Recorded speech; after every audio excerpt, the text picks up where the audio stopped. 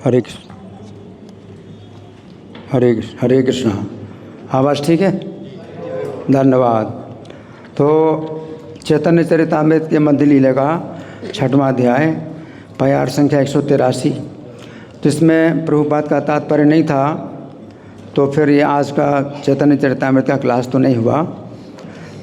फिर प्रभु जी ने जो बताया सार्वभौम कि रात में सरस्वती प्रकट हुई, तो ये भी जो है पता होना चाहिए कि सार्वभौम भट्टाचार्य जो जिनका चैतन्य महाप्रभु के साथ में वार्तालाप हो रहा है, तो ये सरस्वती के भक्त नहीं थे। सरस्वती के भक्त थे केशव कश्मीरी, और उनको रात में सरस्वती प्रकट हुई थी।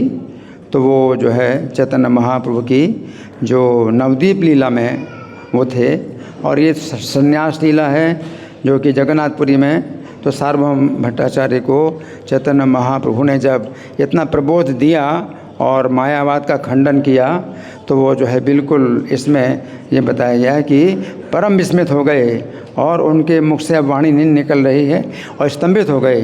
तो सार्वभौम भट्टाचार्य स्तंभित हो गए और फिर चैतन्य महाप्रभु से उन्होंने कुछ और जिज्ञासाएं की और उनको जो है चैतन्य महाप्रभु ने षड्भुज रूप में दर्शन कराया।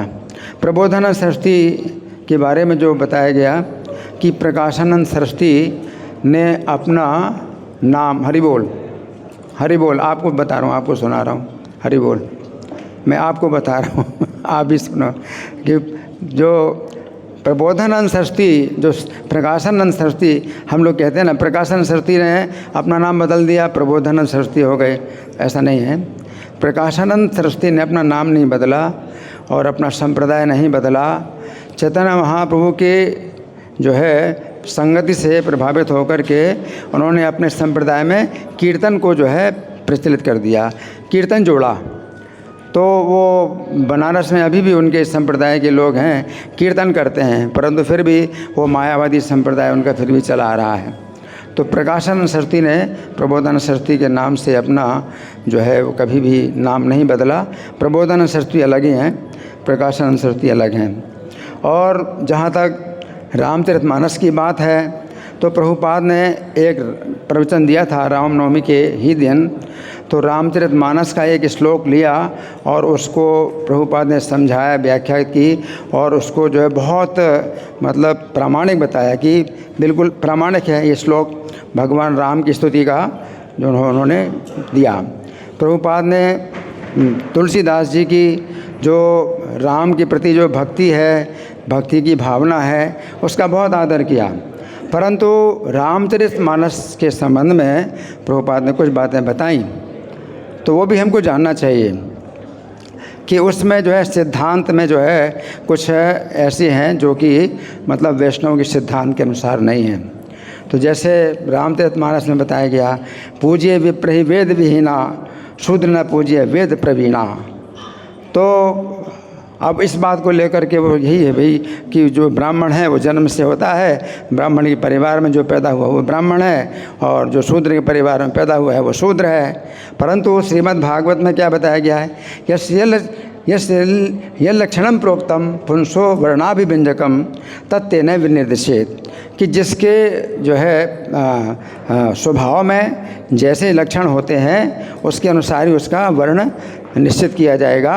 वो जन्म के अनुसार कोई ब्राह्मण नहीं है, ना जन्म के अनुसार कोई शूद्र है। तो श्रीमद् भागवत और भगवद गीता में भगवान कहते हैं गुण कर्म भागसा चातुर्वर्ण्यम मया सृष्टम गुण कर्म भागसा। तो जन्म के अनुसार नहीं है, कोई 4 वर्ण जो होते हैं गुण और कर्म के अनुसार होते हैं। तो इस तरह से रामचरितमानस में कुछ ऐसी बातें हैं जो कि वैष्णव सिद्धांत के अनुसार नहीं है या भगवद गीता के सिद्धांत के अनुसार नहीं है, वो भी हमको जानना चाहिए। और जैसे हरिपद पावहीं अभी गाया, हरिपद पावहीं बहुत सुंदर भजन है और एक एक शब्द इसमें बड़ा जो है वो है मतलब राम के प्रति जो है भक्ति की भावना से भरा है। हरिपद पावहीं, तो हरिपद को प्राप्त करते हैं। अब हरिपद को प्राप्त करते हैं तो उसके बाद फिर उनका क्या कार्य होता है, तो ये नहीं बताया रामचरितमानस में कि जीव का स्वरूप है कृष्ण का नित्य दास। तो मुक्ति से ऊपर भक्ति है, उसको जो है उन्होंने ना बता करके, तो कहीं केवल मुक्ति है तो उसकी भी प्रशंसा की। तो रामचरितमानस से कोई व्यक्ति जो है भक्ति की निश्चित दिशा नहीं प्राप्त कर पाता। हमारे जो वैष्णव आचार्य हैं कहते हैं कैवल्यम नरकायते, कैवल्य मुक्ति नरक के समान है। तो हमारे जो आचार्य हैं वो कैवल्य मुक्ति को नरक के समान बताते हैं। और रामचरितमानस में कैवल्य मुक्ति का भी पूरा आदर किया गया है। किसी को कैवल्य मुक्ति प्राप्त हो जाए तो वो भी ठीक है। तो प्रभुपाद के जो तात्पर्य श्रीमद् भागवत में है या भगवत गीता में है वो केवल भक्ति की दिशा में है। उसमें जो है बाकी जितने निराकारवाद का पूरा खंडन किया। तो रामचरितमानस में वो चीज़ नहीं है। भक्ति का भी जो है खूब वर्णन है, और जहाँ कहीं आती है ज्ञान की बात की, निर्विशेष मुक्ति, निर्विशेष ज्ञान, तो उसका भी वर्णन किया जाता है।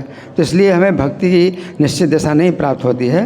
तो रामचरितमानस वैसी चौपाइयाँ और दोहे, गाने बहुत मधुर हैं, प्रभु जी ने भी गाया, बड़ा मधुर चौपाइयाँ हैं गान, और हम कभी उल्लेख कर सकते हैं उनको और उनका गाना हम जो है सुन सकते हैं। परंतु जहाँ तक प्रामाणिकता की बात है तो वाल्मीकि रामायण को प्रभुपाद ने बताया कि प्रामाणिक है। और भी जितनी रामचरित्र सभी पुराणों में मिलता है तो वो भी जो है व्यास जी के द्वारा रचित है। तो तुलसीदास स्वयं रामचरितमानस में स्वीकार करते हैं कि मुझे जो है मैंने पढ़ा नहीं है, मैंने गुरु के मुख से बचपन से कई बार सुना राम कथा, तो जितना याद आए उतना मैं मतलब वर्णन कर रहा हूँ। तो इसमें कुछ अगर ऐसी बातें हों जो कि वो प्रामाणिक नहीं हैं तो क्षमा करें, परंतु इसमें भगवान का उदार नाम है तो जो उदार विद्वान लोग हैं इसका आदर करेंगे। तो रामचरितमानस के संबंध में तुलसीदास स्वयं अपने को अयोग्य मानते हैं, जबकि वाल्मीकि जी जो है उनको ब्रह्मा जी ने ऐसी दिव्य दृष्टि प्रदान की कि श्री राम के चरित्र की छोटी छोटी बातें भी, कैसे उठते हैं, कैसे बोलते हैं, कैसे चलते हैं, वाल्मीकि को जो है अपनी दृष्टि में जो है बिल्कुल दृष्टिगोचर हो गई। तो वो वाल्मीकि जो है दावा करते हैं कि वो जो है उनको राम का चरित्र जो है पूर्ण रूप से उनको जो है दृष्टिगोचर हुआ। जबकि तुलसीदास जी कहते हैं कि मैं तो जो है इतना नहीं हूँ कि मेरा मतलब इतना अध्ययन हो शास्त्रों का। तो तुलसीदास जी की भक्ति का बहुत सम्मान हम करते हैं, उनकी भक्ति की भावना बहुत ज़्यादा है। परंतु जहाँ तक भक्ति एक निश्चित दिशा है कि मुक्ति से ऊपर है तो वो जो है हमें रामचरितमानस में नहीं मिलेगी। और जहाँ तक है ब्राह्मण क्षत्रिय वैश्य शूद्र, तो उन्होंने मतलब जब माना कि भाई जन्म के आधार पर माना जाएगा तो फिर वो उसके अनुसार फिर जो लोग जो हैं वो इस्कॉन के भक्तों की निंदा करते हैं। ये लोग जो है मतलब इस तरह से बोलते हैं। तो रामचरितमानस में ये भी बताया गया कलयुग में ऐसा भी समय आएगा कि जो शूद्र हैं वो कहेंगे कि तुम्हारे अंदर तो तुम ब्राह्मण परिवार में पैदा हुए हो, परंतु तुम्हारे अंदर तो ब्राह्मण की योग्यता नहीं है। हम शूद्र परिवार में पैदा हुए, हम शूद्र की योग्यता है, हमारे अंदर ब्राह्मण की योग्यता है। तो ये तो प्रभुपाद ने बताया है कि भाई योग्यता के आधार पर ब्राह्मण होता है, और यहाँ इस्कॉन में ब्राह्मण बनाया जाता है। तो वो चीज़ जो है रामचरितमानस से हर व्यक्ति से भ्रमित हो जाएगा। तो इसलिए हमें दोनों पक्षों को देखना पड़ेगा, और जो है बड़े उससे सावधानी से हमें जो है कोई चीज़ है वो सिद्धांत के अनुसार हमें जो उसको मतलब कोई चीज़ ग्रहण करना, कोई चीज़ नहीं ग्रहण करना, बहुत ध्यान रखना है। हरे कृष्ण।